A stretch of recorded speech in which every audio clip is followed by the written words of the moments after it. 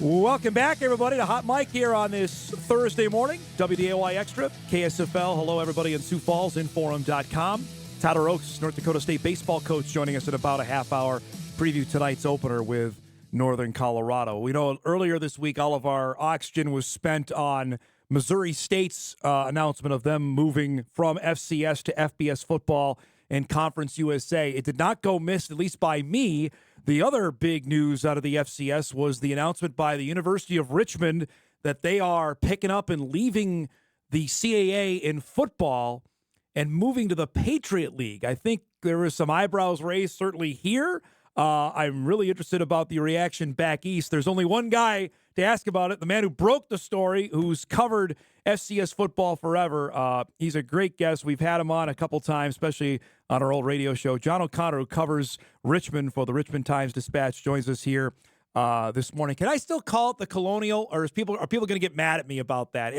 Well, you will get punched in the neck if you call it the Colonial. It is the Coastal Athletic Association. Well, it's great to see you. Tell us about the reaction back east on this. Was it raised eyebrows back there on Richmond moving? Thanks for having me, Dom. Yeah, it was. A lot of folks didn't see this coming. That's obviously a lesser level at FCS football, and people didn't think Richmond would make that move. I think there is some hope among the Richmond folks that they won't be the only one that makes this move. You know, William and Mary is 50 miles away and has been a Richmond rival forever. Yeah. And Villanova's up there in Patriot League territory. So I think there is some hope among the Richmond folks that this will be a larger move on the Patriot League's part. So could this be like CAA dissolution? Could it go that far in your mind? I think that's exactly what it is. Wow. The CAA lost Delaware. They've lost James Madison a couple of years before, and the teams and schools they brought in for football just didn't enhance the product. And I think there is some real dissatisfaction with a 16-team league where you play 8 games. And for instance, last year, Dom, Richmond did not play Delaware or Villanova. Yeah. 2 of their best rivals, and they had a very unattractive home schedule. It showed in attendance. It showed in energy for the program. And I think Richmond got very tired of that fast and was looking to make a move. When I look at it on the outside, too, and I remember talking about this because they were fighting for a playoff spot. They did make the FCS playoffs, but I'm like, wait, the CAA schedule's so wonky because they're not playing those schools, so they almost had a path to the playoffs because they weren't playing 2 of the heavyweights in their own league. Yeah, and still they had sort of a rough beginning of the year. They had a terrible start in September, and even though they shared the conference title, they weren't a shoo-in for the playoffs. I mean, because the schedule, as you suggested, was so soft, relatively speaking, in the league. And that was another thing that influenced Richmond's decision is they saw more of that coming, a schedule that wasn't very difficult and therefore wouldn't match up well when it came to making the FCS playoffs. We were visiting off air. You were telling me that this process may have started even after last season. I know their athletic director was not, they were looking for just a better home. Can you expound on that a little bit more? Yeah, institutionally and competitively, I think those were both in play here, Dom, because Richmond, as you know, is a fairly competitive academic school. And, the CAA brought in Monmouth, Bryant, NCA&T, Hampton. These weren't the schools that Richmond really got into the CAA to compete against. So Richmond was looking for a little bit of a change academically, I think, and go into a league here in the Patriot League that are very similar schools to Richmond. And Richmond's footprint in terms of student population and alumni is Northeast. Yeah. So it made a lot of sense there too. Nobody goes north for school around here, Dom. Everybody goes south. So if you live in Philly, you go south. You live in Boston, you go south. You live in DC, you go south, and then you go back home and work. So all the people that care a lot about Richmond are in the Northeast. I want to go back a couple years because I know you covered James Madison as well. How big of a shock was that, not necessarily shock, but the aftershocks of them moving, it's still being felt now. Because the CAA hasn't been able to recover. You can't when a James Madison moves on. Right. They were so invested, and it became clear, I don't know when they expanded their stadium, but that was 15 years ago probably. Yeah. And it was just a matter of time before they had all the support and prep they needed to go FBS. And like you said, when they went FBS, it just shook that league because that was the flagship program, no doubt about it. They were always there in the playoffs, always advancing in the playoffs. Then we've been out to Delaware. North Dakota State faced Delaware out there in Newark in 2019. They were in the midst of revamping and remodeling their stadium. Everything to me, John, at that time screamed, they're just waiting. Whenever the offer comes, and obviously it came last year for CUSA, that was another, shot in the kneecaps as well, that, okay, those are our two schools that everybody knows, and now they're both going to be gone. Yeah, with the absence of Madison, I think it became much easier for Delaware, for two reasons. They want to go FBS. They've been talking about it for a while. And again, when you look at what the CAA is, it's nothing like what it was in terms of school makeup and size of the league and things like that. So I think that combination really influenced Delaware to go. So we have a graphic here going back to what you talked about the schools that have left and the schools they've added. Campbell, which is in North Carolina, Monmouth in New Jersey, Hampton, another school in North Carolina A&T. Bryant, you mentioned, is coming in as well for this coming fall, a tiny school in Rhode Island. None of those are FCS juggernauts. Right. Those are just additions to add schools, right? Right. And I think from the CAA's perspective, the idea was to stabilize the league and make it sustainable. And we're talking all sports. So easy travel, perhaps you can do some pods with that sort of thing for basketball, baseball, things like that. But as you suggested, it did nothing for the football product. We also have, my producers telling me, John, the map of the Patriot League. So how does for Richmond travel, granted it's football, it's once a week. It's not like basketball and baseball and those sports, but this aligns more in your mind with what they're looking to do with football? I think if and when other schools join them, okay, most definitely. Okay. When you talk about Bucknell, Colgate, places like that, these are places Richmond can bus to. Not great bus trips, but I think maybe the only real plane trip would be to Holy Cross. The rest of these schools Richmond can bus to, and again, it's just for football. They remain Atlantic 10 members for everything else. Mike, how much do they bus in right now in the CAA? How often are they busing right now? Usually one plane trip a year. Okay. Try to minimize it to that, either Maine or Rhode Island, New Hampshire.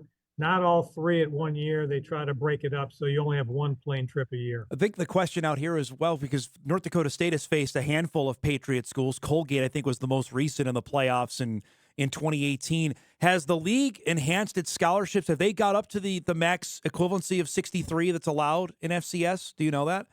Funny you should mention that, Dom. I spent the morning talking to the commissioner of the Patriot League, Jennifer Heppel, and we discussed these and other matters. But the answer to the scholarship question is in 2013, the Patriot League started awarding scholarships. 6 of their 7 schools, according to the commissioner, were right at that 63 max. The one that isn't is Georgetown. Georgetown works with its own football model. 6 of those 7 schools play FBS opponents. So that, as she suggested, you can't be doing that if you don't have a lot of scholarship players. So they've got scholarships. They do redshirt, though it's not always called athletic redshirting in that league. I think they might call it academic redshirting or something else. But they do redshirt. 7 schools right now, 8 when Richmond gets in there. They've gotten better. Usually it's a 1-bid league. Right. Periodically, it's 2 bids. Holy Cross had a really nice year this past year. Typically, maybe a team or 2 in the top 25. So it's not as good as the CAA. I don't think anybody could argue that. But again, Richmond's kind of hoping that once they get in there, may be more attractive to some other folks. What was fan reaction on this, John, when this came out? Got to remember here, Dom, that there's a real strong portion of Richmond's fan base that remembers when they were playing NC State and Virginia Tech and Maryland in the 70s. So to them, it was just another dagger in terms of de-emphasis. But as you know, college football is different. Richmond's not going to play NC State and Maryland and Virginia Tech on a regular basis anymore, or go to bowl games. So you sort of have to reestablish what you are and where you are in the pecking order of college football. I think fans who have been around recently appreciate that this is a good move for Richmond in the long run. And the intriguing part as well, Richmond does not play all of its sports in the CAA. Basketball obviously had a great year in the Atlantic 10. That adds a little bit of the wonkiness to this as well, is maybe the best word to describe, because they're not paired together in all their sports. Yeah, football's the only one that plays in the Patriot League, apart from women's golf, which is also in the Patriot League. Huh. The A10 is very competitive in basketball.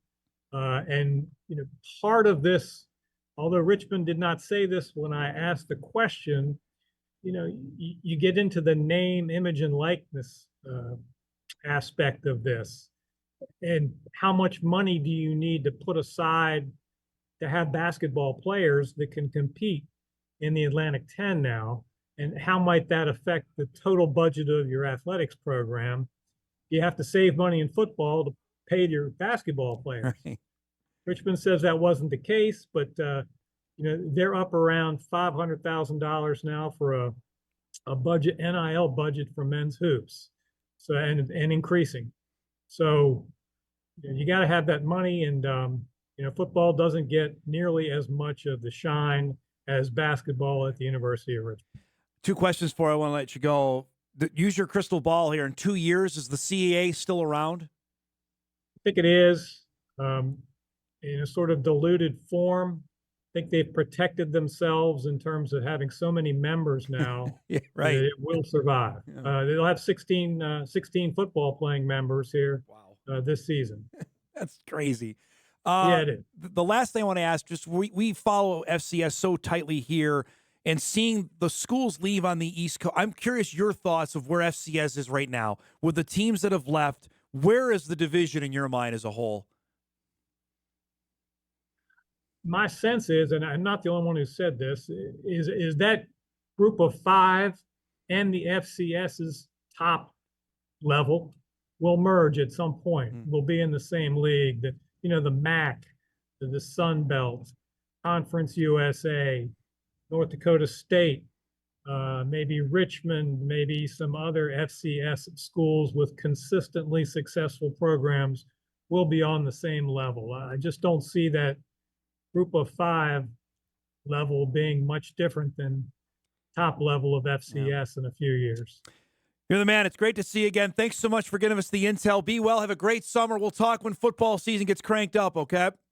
Thank you, Dom. Appreciate the help. Good to see you. There he goes. John O'Connor from the Richmond Times-Dispatch. Been covering Richmond, James Madison for a long, long time. Oh, great guy and great writer out there covering everything FCS and giving us the lowdown there. Because I think, Eric, if you have a second to bring up that map again, the Patriot League just goes with it, because Bison fans remember playing Lafayette, playing Lehigh, playing Colgate. There was a significant drop-off there. That Colgate team, you remember, beat James Madison in the playoffs in 2018. That was Mike Houston's last game before he left to take the job at East Carolina. But, you look at these schools. Now Army is not a football member in the Patriot. They are for their other sports. But Holy Cross, you'll remember a couple years, scared the heck out of the Jacks. 2022, when they played out in Brookings in the, I want to say, quarterfinal round of the tournament. Bucknell, that's the other Bison out there. Fordham's had a couple of decent teams. But this is not the level of football that they are accustomed to. And that goes maybe to a larger point of what John's getting at, is if Richmond is leaving, Does that mean Elon goes? Does that mean William and Mary goes? Does that mean some of those other southern schools that make up the CAA, do they decide to go with them? I could see those are, and by the way, those are all private schools. All of them. Richmond is as well. So's Elon. So's William and Mary. Villanova. I mean, that would make a heck of a lot of sense if they were to say, you know what? Our football destiny isn't here. It may be better suited there. And then if you're the CAA, you're going to be left with what? Albany, Towson, Rhode Island, New Hampshire, Maine, Stony Brook. That's not great. Wouldn't surprise me. Great stuff there. We're due for a break. We'll come back. We'll wrap up hour one. Tyler Oaks on deck as well. NDSU baseball coach to start our second hour. We roll on. We're back after this.